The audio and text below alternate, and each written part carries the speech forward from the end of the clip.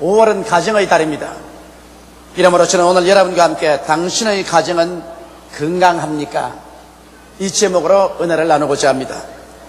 생존 경쟁에 시달리고 지치고 혹은 상처 입은 인간은 따뜻한 사랑과 이해와 동정과 치료가 있는 훈훈한 가정의 품을 모르다 그리워하게 되는 것입니다. 가정은 우리를 치료하고 휴식을 주며 내일에 대한 희망과 용기를 주는 가장 아름답고 그리고 가장 친밀한 삶의 보금자리요 운명 공동체인 것입니다. 그러나 현실은 그렇지만은 않습니다. 많은 갈기갈기 찢기고 상처투성이가 된 가정이 날이 갈수록 많아지고 있습니다. 최근에 제가 신문을 보니까 한 남편이 부인하고 격렬히 싸우고 난 다음에 분을 이기지 못해서 타이탄 트럭에 부인과 애들을 강제로 태워서 전속력으로 그 트럭을 몰아 호수에 뛰어들어가서 일가족이 몰사했다는 기사를 읽어보았습니다. 난 그걸 읽고 마음에 굉장한 충격을 느꼈습니다. 부부간에 싸워서 죽고 싶으면 자기들이나 죽지 왜 자식들까지 같이 데리고 죽습니까? 자식들은 자기들의 개인 소유물은 아닌 것입니다. 이하간 수많은 가정들이 푸른 하늘 같은 꿈을 안고 축복 속에 이루은 결과인데 현실은 피투성이같이 가시둥지에 앉아있는 그와 같은 형편이 되고 말한 것이 많습니다. 왜 이럴까요? 우리 가정을 참으로 행복과 기쁨이 넘치는 가정으로 만들 수가 없을까요? 이것이 우리 모든 사람들의 소원일 것입니다. 오늘 거기에 대한 하나님의 교훈을 여러분과 함께 알아보고자 하는 것입니다. 우리가 정말 기쁨이 있고 행복이 있는 가정을 창출하기 위해서는 첫째로 남편과 아내의 마음속에 거대한 변화를 받아들여야만 하는 것입니다. 예수님께서 이 세상에 오셔서 제일 처음 기적을 행하신 것이 가나의 혼인잔치였습니다. 주님께서 혼인잔치에 참석한 것은 바로 혼인이 얼마나 중요하다는 것을 인정하기 위해서 그렇게 하신 것입니다. 예수님의 어머니와 제자들과 함께 혼인잔치에 참여했는데 그만 그 혼인잔치에 포도주가 떨어졌습니다. 그래서 그 잔치 주인은 어찌할 바를 몰라서 허둥지둥대고 이제 갓 결혼해서 사회 인정을 받으려고 하는 신혼부부가 낭패에 치였습니다. 이 사실을 보고 예수님의 어머니 마리아가 예수께 오셔서 이 집에 포도주가 떨어졌다고 말씀을 하셨습니다. 그럴 때 예수께서 여자여 나와 무슨 상관이 있나이까? 내 때가 아직 이르지 아니하였나이다. 그렇게 말씀을 하셨지만은 마리아의 기도를 예수님 받아주셨습니다. 그래서 얼마 있지 않다가 예수님께서 하인들에게 결례통 6시든지라 물로 가득히 채우라 하시고 그 물을 떠다 주라고 하며 떠다 주니 포도주가 되어서 아주 훌륭한 잔치를 베풀 수가 있고 그 가정이 아주 좋은 축복 중에 출발할 수가 있는 것입니다.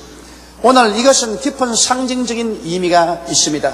여러분, 우리가 행복한 가정을 이루기 위해서는 우리 한 사람 한 사람이 마음에 물이 포도주로 변하는 것처럼 변화를 수용하고 조화를 받아들여야지. 남편은 남편대로 내가 결혼하든 안 하든 나는 내대로 산다 그러고 부인은 부인대로 내가 시집을 가든 안 가든 내 생년대로 살지 내가 뭘 타협을 하겠는가 이렇게 생각한다면 그 가정은 벌써 어려운 고비에 겪고 마는 것입니다.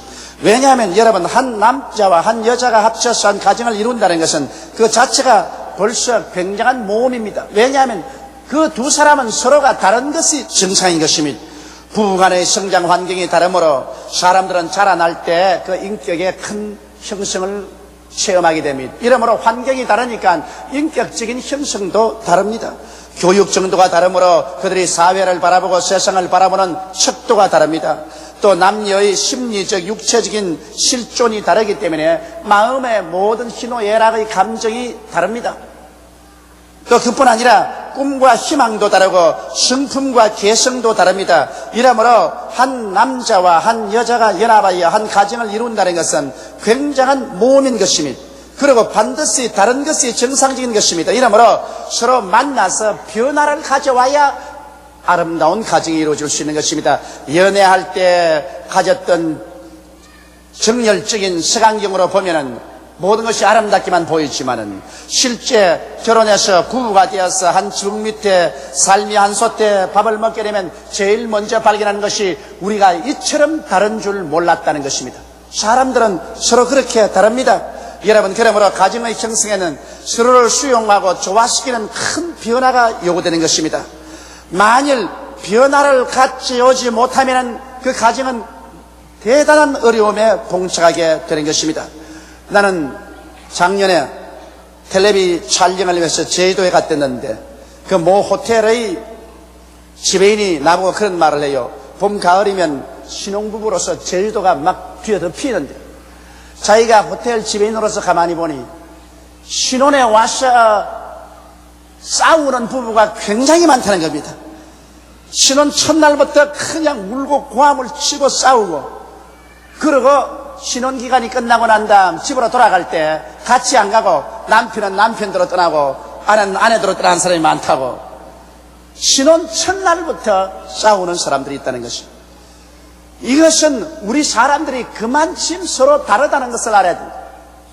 이러므로 결혼생활이라는 것은 한평생을 물을 포도주로 변화시키는 것처럼 늘 변화를 받고 서로를 수용할 수 있어야만 되는 것입니다.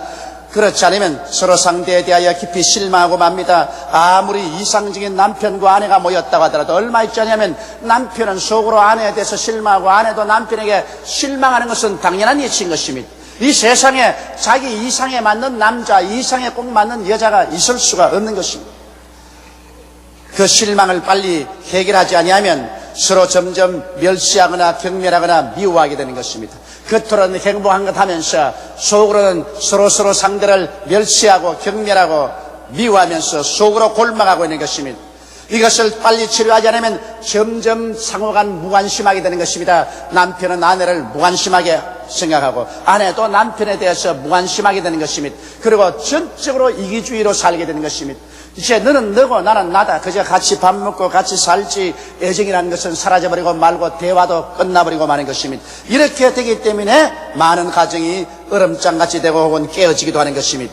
이러므로 여러분, 우리 부부가 행복하게 살려면 주님 앞에 나와서 변화를 받아야만 되는 것입니다. 가나의 혼인잔치에 주님이 찾아오신 것은 오늘날도 결혼한 가정에 찾아오셔서 변화를 가져오기를 원하신다는 사실을 주께서 보여주신 것입니다.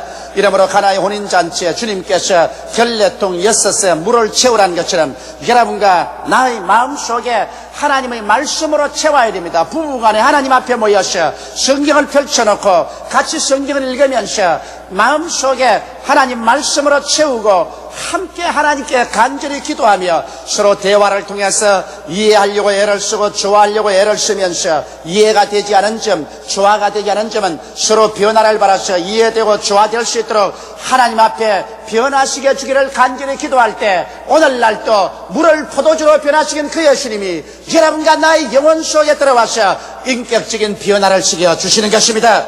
물같이 맛이 없는 것이 포도주같이 맛있게 변하는 것처럼 인간으로 생각할 때 도저히 조화가 되지 않고 행복하게 살 수 없다고 생각하는 부부간이라도 주님께 나와서 변화를 간절히 구하면 주의 성령의 능력이 임하여서 여러분에게 포도주같이 달고 취하고 맛있는 그러한 가정으로 변화를 시켜주시는 것입니다. 그러면 우리가 어떠한 변화를 가져와야 될까요? 둘째로 내가 여러분께 말하고 싶은 것은 가정과 부부의 관계에서 먼저 아내가 어떻게 변화되어야 되겠는가, 이 문제에 관해서 우리 성경을 쫓아 알아봐야 되겠습니다. 아내의 남편에 대한 이해에 보면 성경은 이렇게 말하고 있습니다. 남편은 아내의 머리됨이 그리스도가 교회의 머리됨과 같다, 그렇게 말하는 것입니다. 그러므로 한 가정을 이루면 좌우간 결혼하기 전에는 어떠했든 간에 결혼을 하게 되면 벌써 아내는 남편을 자기의 머리로 삼고 살아야 되는 것입니다. 인생이 서로 다 똑같고 남녀가 동등한데 뭘 한 사람은 머리고 한 사람은 수육이냐, 그렇게 말할 사람이 있을는지 모르겠지만은, 그러나 천지를 지으신 하나님, 인생을 만드신 하나님, 처음 가정이란 제도를 만드신 하나님께서 가정을 이루갈 때 남편은 아내의 머리가 되는 것이 그리스도가 교회의 머리됨과 같다고 그렇게 말씀하기 때문에 이것을 대적하는 것은 바로 하나님을 대적하는 것입니다. 하나님을 대적하고 행복한 가정이 이루어질 수가 없는 것입니다. 그러므로 남편이 아내의 머리 되었다는 것은 바로 아내는 남편의 지휘권에 들어간다는 것입니다. 여러분, 머리는 수족을 지휘하는 것입니다. 그러므로 아내가 남편의 지휘권을 반대하면은 그 가정이 폭력적인 가정이 되고, 남편이 지휘권이 없어지면 그 다음에 무관심하게 되고 혹은 무능력한 남자가 되어버리고 마는 것입니다. 이러므로 한 가정을 이루면 아내가 어떻게 변화되어야 되겠는가, 이 사실을 아내는 깊이 성경을 통해서 생각해 봐야 하는 것입니다. 성경은 말하기를 교회가 그리스도에게 하듯 아내들도 남편에게 복종하라고 말했었으므로, 교회가 그리스도에게 어떻게 복종한 것을 알고 아내들도 남편에게 어떠한 태도를 가지도록 변화가 되었는가, 그것을 깨달아야 할 것입니다. 이 말씀을 들으면서 어떠한 자매님들은 대단히 귀에 거슬리고 안 입고 생각할지 모르겠지만은, 그러나 그렇게 하나님이 정해놓은 것이기 때문에 눈물과 가시밭길의 가정을 걸어가기 말고 포도주같이 달콤하고 취하는 아름다운 가정을 만들려고 한다면 이 말씀에 귀를 기울여야 되는 것입니다. 교회는 예수 그리스도를 끊임없이 예배드립니다. 그와 같이 여러분, 아내는 남편을 존경해야만 하는 것입니다. 그 마음속에 깊이 존경하지 않으면 절대로 행복한 가정은 이루어지지 않습니다. 너나 나나 동등이다. 내가 무엇 때문에 너를 존경하겠는가? 이러한 태도를 가지면 그 가정은 출발부터 벌써 난파에 부딪히게 되는 것입니다. 요사이 젊은이들이 결혼을 추려해달라고 내게 사무실에 인사하러 와서 가만히 이야기하는 거 보면 어느 때는 내가 깜짝 놀랍니다. 왜냐하면 요사이 대학을 졸업받고 결혼하겠다고 내 사무실에 온 사람들 보면 남편인지 아내인지 누군지 알 수가 없어요. 왜냐하면 아내 될 사람이 남편 될 사람 보고 네가 먼저 목사님께 부탁해라. 남편 될 사람이 네가 먼저 말해라 그러면, 근데 이거 무슨 이런 일이 있느냐, 너희들 서로 결혼했다면서 너가 나가가 뭐야? 그러면 얼굴이 시뻘개서 그 다음에 자기가 먼저 해. 그러면 네가 내가 자기가, 이게 무슨 일이 이런 일이 있습니까? 성경에는 남편이 아내의 머리됨이 그리스도가 교회의 머리됨 같은데 출발부터 존경심을 가져야지. 가정이라는 것은 한평생을 살면서 부인은 남편에 대해서 예배하듯 마음속에 존경심을 가져야지. 존경받을 만한 사람이 되어야 존경하지. 성경에는 그렇게 말하고 있지 않습니다.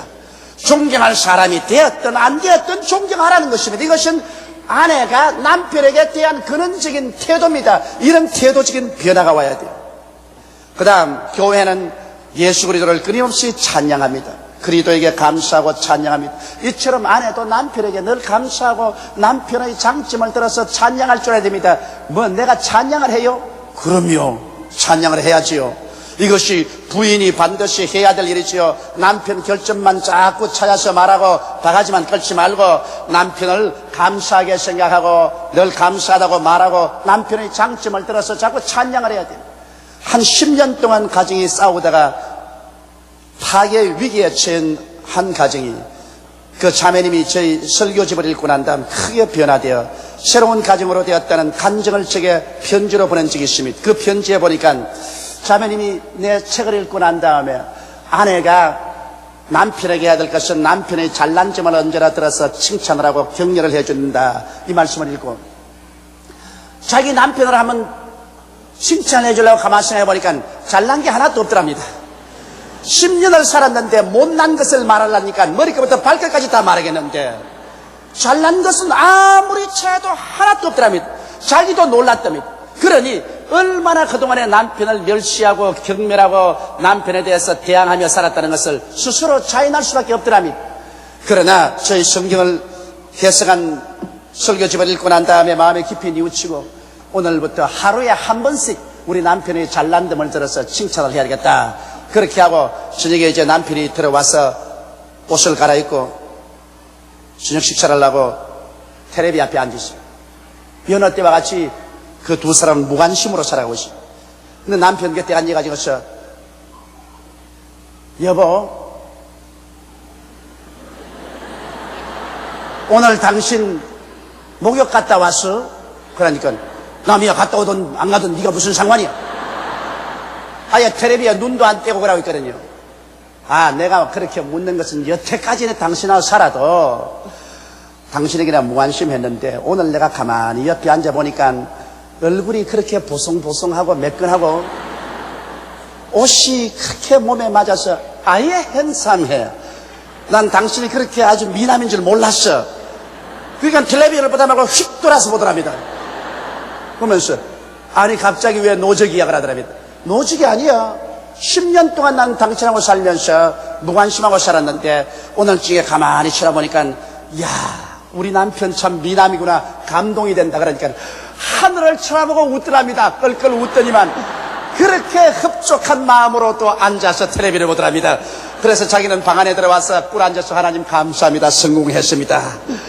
우리 남편에게 칭찬할 것 하나 찾아내서 성공했었습니다. 이래서 가정의 얼음을 깨기 시작하시니 고맙습니다. 이래서 그날부터 한 가지씩만 남편의 장점을 들어서 칭찬하기 시작해서 얼음장 같은 가정이 변화를 받았다는 그러한 편지를 적에 보낸 것을 제가 읽어보았었습니다. 이와 같이 여러분 부인은 남편을 감사하고 찬양할 줄 알아야 되는 것입니다. 조그만 일에도 감사하고 감격하고 정말 남편의 잘난 점은 감격을 하십시오. 그냥 말로만 하지 말고 정말 잘났어. 당신 정말 훌륭해. 감격했어. 이렇게 해주면 남편의 가슴이 쩌리대지는 것입니다. 그것은 하나님이 그렇게 하도록 만들어 놓으셨어요. 그리고 부인은 남편을 신뢰해야 됩니다. 교회가 예수를 믿듯이 부인이 남편을 믿어야 됩니다. 자꾸 의심을 하고 자꾸 캐물하면 점점 남편은 교활한 사람이 되고 거짓말쟁이가 되어가는 것입니다. 그리고 교회가 그리스도에게 봉사하듯 아내는 남편을 돌봐줘야 됩니다. 여러분 어떠한 남자도 젊었거나 나이가 많이 먹었거나 모든 남편은 아내에게 어머니의 추억을 찾고 있습니다. 어머니가 어릴 때 진자리 가른자리 말아누이며 손발이 덜할수록 돌봐주는데 이것이 마음속에 깊이 인상박혀 있기 때문에 결혼을 하고 난 다음에도 늘 은근히 내 아내가 어머니처럼 해줬으면 좋겠다 그런 생각을 가지고 있는 것입니다. 이렇기 때문에 머리에 백발이 희끗희끗 났음에도 불구하고 애들이었으면 여보 그러면서 애들처럼 그렇게 말하면 그런 부인은 에이 애들 볼라 뭔 어린애기 같이 내가 당신 아내지 어때 어머니야? 그렇게 하면 안 돼요. 아이 남편은 언제나 어머니의 현상을 찾습니다. 그러면 부인 보고 여보 그러면 아이고 우리 큰애기 그거 좀 알아주시라고. 그리고 덩어리 좀 쓰다듬어주고 머리도 좀 이렇게 쓰다듬어주고 아이고 우리 큰애기라고. 그러한 요구가 모든 남자의 가슴 속에는 있습니다. 있는데 부인들이 그것을 안 받아준다고. 나도 가끔 가다가 우리 집 사람에게 꼭 우리 어머니가 나를 대해주듯 그렇게 대해주기로 해서 여보 그러면서 이러면 아이 목사님이 왜 이래 근데 뭐. 아예 머리부터 발까지 정신이 바짝 들어버리고 마는 겁니다. 남자의 의리광을 받아줄 줄 아는 부인이 되라는 것입니다. 그래서 남편을 섬겨주라. 의리광을 하는 것을 그대로 받아주고 섬겨주고 그를 봉사해주라는 것입니다. 굉장히 남편은 이것으로 기뻐합니다. 뭐 자기 손이 없나 양말 자기가 못 신어. 물론 자기가 신지요. 그러나 양말은 내가 신길 테니까 당신 절대 신으면 안 돼. 양말은 내가 신겨주는 거야. 이건 내가 하는 거야. 그러면 남편이 이제 반서 양말 신겨. 그러면서 그것은 양말도 신겨주고 옷도 입혀주고 그리고 손톱 발톱은 내가 깎는 거야. 다른 데가 깎으면 안 돼요. 이발소에가 깎지 말고 내게 꼭 깎아요. 그러고 닦아주겠다 손톱 발톱 깎아주고 하면 그 별 수 없는 것인데 굉장한 마음의 인상이 남고 감격이 되는 것입니다. 야 우리 마누라 제일이다. 정말 이런 좋은 마누라를 내가 괴롭히면 죄되지. 그런 생각이 생긴다고요. 이러므로 진실로 남편을 봉사하고 돌봐주는 부인이 되라는 것입니다.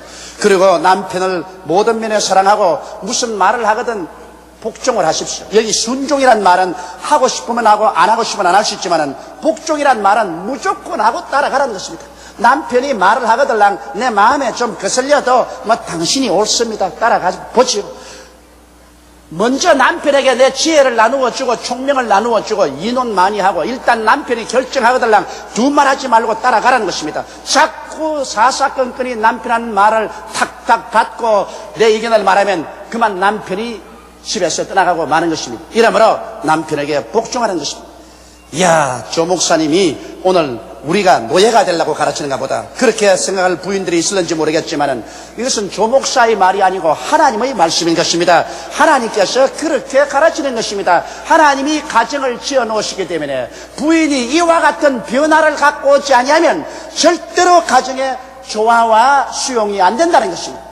오늘 많은 사람들이 우리 아버지는 나를 그렇게 안 대했는데, 우리 어머니는 나를 그렇게 안 대했는데 내가 시집 왔어, 무엇 때문에 여기 와서 종살이 한단 말이냐, 이렇게 생각한다면 거대한 잘못입니다. 예수께서 물을 변하여 포도주로 만든 것처럼 처녀 시절의 인격은 물이었는데 시집 오고 난 다음엔 포도주와 같이 변화가 되어야 되는 것입니다. 예수께 기도해서 이와 같은 변화를 가져와서 성경 말씀대로 교회가 그리스도에게 하듯 아내가 남편을 이렇게 섬기면 남편은 그 아내를 귀하게 안 여겨줄 수가 없는 것입니다.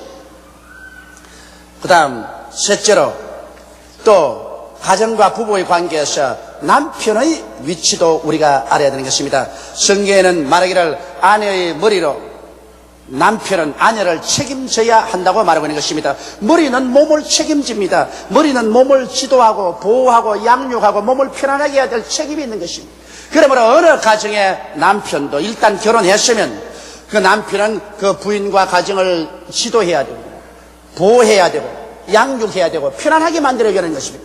이것도 못하는 머리 같으면 그 머리는 병드는 머리이기 때문에 잘못하면 잘릴는지도 모르는 것입니다. 이러므로 남편의 아내에 대한 태도는 그리스도가 교회를 사랑하듯 사랑하라는 것입니다. 그럼 그리스도가 교회를 어떻게 사랑했나요? 예수 그리스도는 교회의 모든 죄를 용서해 주었습니다. 교회를 불쌍히 여기게 하셔서 교회의 죄를 자기가 짊어지고 교회를 용서해 줍니다. 오늘날 남편은 아내를 용서해 주는 마음을 가져야 되는 것입니다.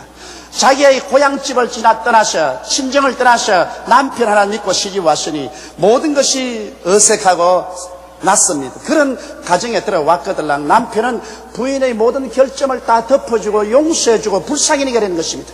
결점을 자꾸 파헤치고 단점을 파헤치고 못난 점을 지적하는 남편은 못난이요, 그런 남편으로서의 자격이 없습니다. 왜냐하면 여러분 머리가 어떻게 합니까? 손가락이 다치면 왜 다쳤노? 왜 피를 흘렸노? 이놈 먹고 잘라버리니까 그럽니까? 손가락이 다치면 당장 혈로서 핥고 침을 바르고 붕대로 감고 만지고 합니다. 그게 머리가 하는 임무인 것입니다. 남편은 어떠한 가정에서든지 자기 부인의 결점과 아픈 점을 괴롭히지 말고 죄를 용서해주고 용납해주는 그런 자비의 마음을 가지고 되어야 하는 것입니다. 그리고 남편은 아내와 언제나 화해의 선봉에 서야만 되는 것입니다. 여러분, 한 여인이 결혼할 때 남편만 보고 결혼하는 거 아닙니다. 우리 한국적인 상황에서는 결혼이라는 것은 시아버지, 시어머니, 그리고 남편의 가족들과 함께 결혼하는 것입니다. 이러므로 남의 식구가 들어오면 반드시 환영을 받는 것은 아닙니다. 이러므로 어찌하든지 남편이 앞을 서고 뒤를 서서 그 부인과 가족과 화목을 시켜줘야 하는 것입니다. 이것은 남편의 중단책입니다. 그렇지 않으면 부인이 혼자 노출되어서 사면 초가성에 사이게 되는 것입니다. 이러므로 남편이 그저 아버지 어머니 앞에서도 아내가 사랑받도록 늘 행동을 하고 형제들과 동기간 간에도 아내가 사랑받도록 화목의 제물이 되는 이러한 일을 해줘야 남편의 역할을 하는 것입니다. 그리고 또 사람이 살자면 서로 마음이 부딪히고 깨어지고 또 서로 상처 입지 않습니까? 그러면 남편이 언제나 먼저 화목을 청해야 돼요. 나는 이거 자신 있게 말하는 것은 제가 23년여 동안 결혼 생활하면서 우리 집사람하고 싸움도 많이 했지만은 언제나 내가 하루 해가 지나기 전에 화목을 했다고. 근데 우리 집사람은 좀처럼 화목을 잘 받아들이는 성격이 아닙니다. 좀처럼 안 틀리지만 한번 틀려놓으면 한 달도 가고 두 달도 가요. 그러므로 언제나 화목은 제가 먼저 했습니다. 그건 성경에 그렇게 하라고 했으니까.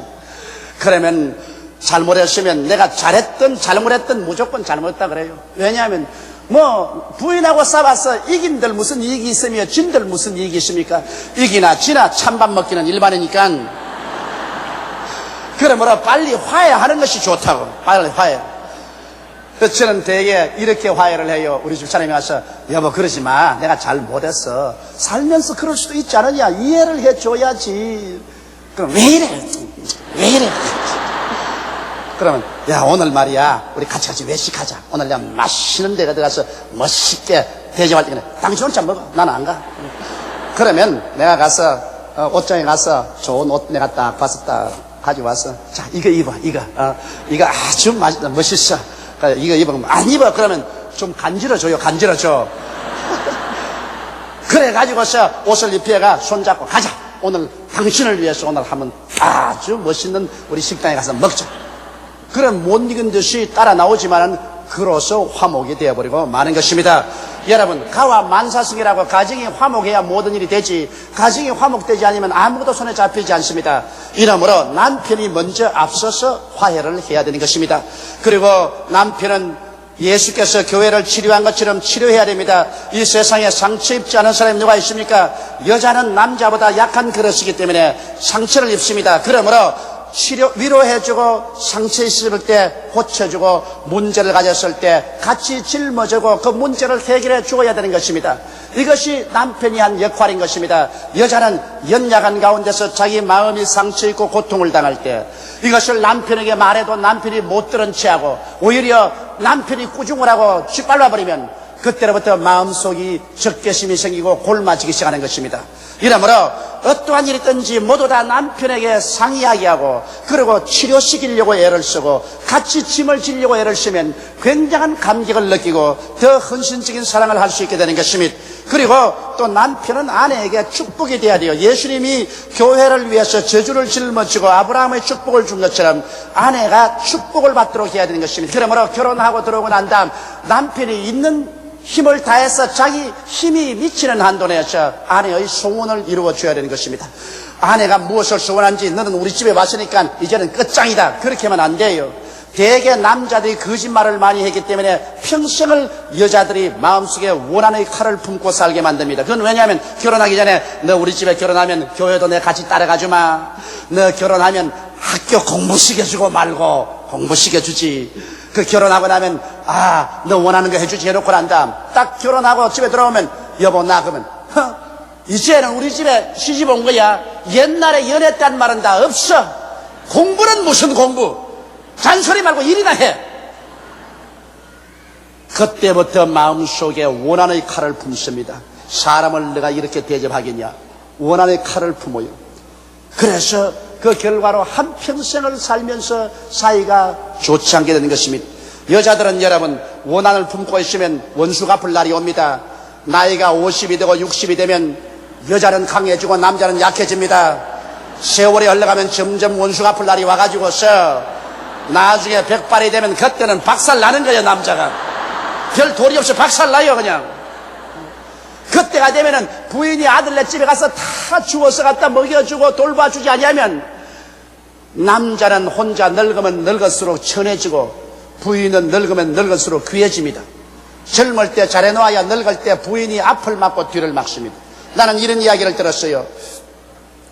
어떤 노인 70이 된 한 부부인데 아버지가 저녁에 늦게 오면 며느리가 나와서 아버님 식사하셨어요? 나 생각 없다. 예 알았습니다. 그 문 탁 닫는데요. 그러나 자기 부인이 같이 있으면 부인이 자기 며느리 보고 야 무슨 소리야 그런 소리가 있노?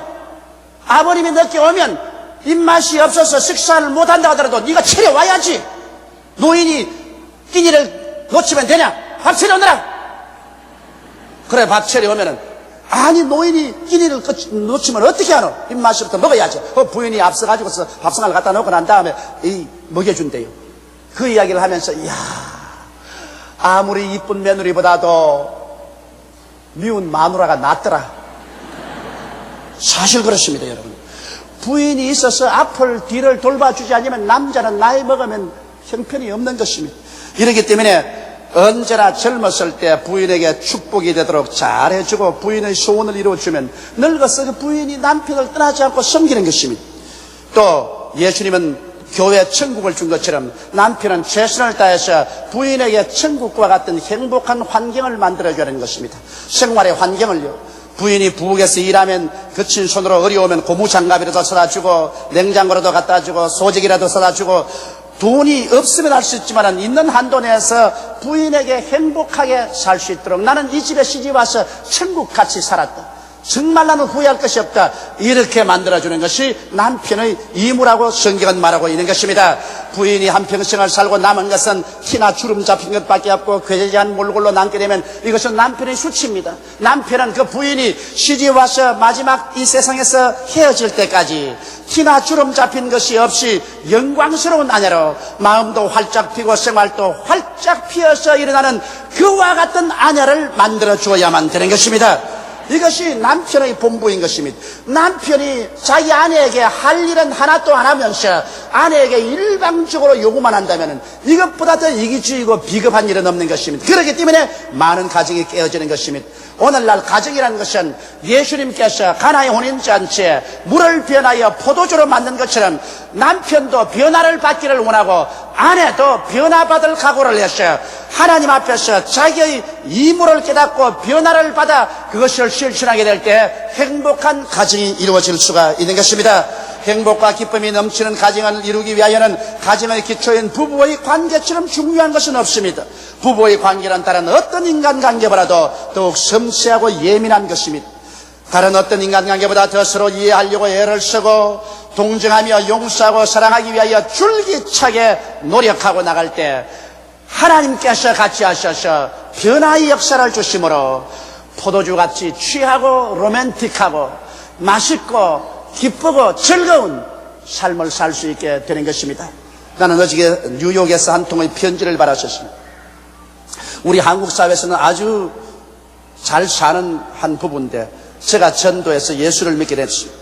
그 부인이 늘 남편에 대해서 그렇게 100% 만족한 생각은 갖고 있지 않았었습니다. 그런데 예수를 믿고 난 다음에 주님을 영접하고 물이 변하여 포도주가 되었지 그 생애가 변화되었습니다. 남편도 변화되어 버렸습니다. 아내도 변화되어 버렸습니다. 이젠 다 상호간 50이 넘은 노부부의 지경이 이르렀지만 내게 이런 편지였습니다. 목사님, 나는 목사님에게 전도를 받고 예수를 믿고 우리 남편도 구원을 받고 저희 구원을 받고 매일 저녁 목사님의 테이프를 듣고서 우리는 잠을 잡니다. 이제 우리는 서로 변화되고 난 다음 부부간에 나이 50이 넘었는데도 이렇게도 로맨틱할 수가 없습니다. 나는 우리 남편을 쳐다보면 이상하게 마음이 설레고 마음이 흥분이 되고 꼭 젊은 소녀와 같이 로맨틱한 심정이 생깁니다. 왜 이럴까요? 그래서 내가 그 편지를 당장 그 자리에서 답장을 해주십니다. 정말 당신의 편지를 받고 마음이 무척 기뻤습니다. 젊은이들만 로맨틱하게 살라는 법은 없어요. 백발이 되어도 부부간에 서로 쳐다보고 로맨틱하고 살아야지요. 서로 흥분하고 서로 마음이 이상하게 취하고 야릇한 사랑의 감정이 있어야 한평생을 즐겁게 살 수 있지 않겠습니까? 정말 잘했습니다. 계속해서 예수를 믿고 기도하고 성령이 변화시켜서 백발이 되어도 부부간에 로맨틱한 마음을 가지고 사시기를 바랍니다. 당신이야말로 하나님께 축복받은 사람입니다. 이런 편지의 답장을 해주었습니다. 여러분, 이제 뭐 나이 먹은 사람이 젊은이도 아닌데 로맨틱이고 뭐고 그런 게 있을 게 뭐야? 그것은 잘못된 소리인 것입니다. 사람은 몸은 늙어도 마음은 늙지를 않습니다. 내가 불광동에서 목회할 때 그 80 넘은 할머니의 모습이 지금도 눈알 아른입니다. 그는 내가 전도사 시절 당간방에서 사는데 언제나 교회 와서 하루 종일 그 당간방에 와 있어. 내가 설교를 하고 난 다음 땀이 젖어서 옷을 갈아입으려면 나 돌아 앉아있을게, 옷 갈아입어. 그것을 앉아있어. 파파 할머님이 하루는 겸상을 해서 밥을 먹고 난 다음에 나를 보고 조 목사 늙은이가 싫지. 아, 왜 싫어요? 괜찮아요. 손을 이렇게 뻗더니만 얼굴을 이렇게 웃으면서 나 말이야, 몸은 80살이라도 마음은 여학생이야. 나는 그때 느꼈습니다. 몸은 80이라도 마음은 여학생이야. 이제 내 나이 50이 넘어서도 생각해보니 내 나이는 50이라도 내 지금 심정은 아직까지도 17, 18살입니다. 그러니 어찌 주님께서 같이 하셔서 물을 포도주로 변화시키는 역사를 베풀어 준다면 부부간에 항상 포도주 같은 로맨스를 가지고 살 수 있지 않겠습니까? 이러므로 오늘 이 시간에 여러분 모두 다 이 가정의 주간에 주님 앞에 나와서 변화를 받는 여러분 되시기를 주의 이름으로 축원합니다. 다 같이 고개 숙여 기도드리겠습니다.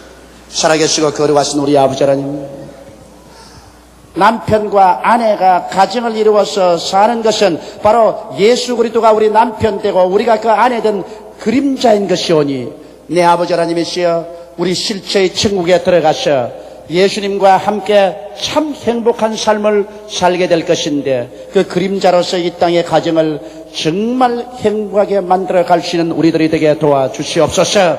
일생일대 한 번밖에 없는 기회이요 경험이오니 내 아버지 하나님이시여 오늘 이 시간에 진실로 남편도 아내도 가슴을 펼쳐놓고 하나님 앞에서 변화를 받게 도와주시옵소서. 진실한 아내, 진실한 남편으로서의 의무와 책임을 다할 수 있게 도와주시옵소서. 예수님 이름 받들어 기도드리옵나이다. 아멘.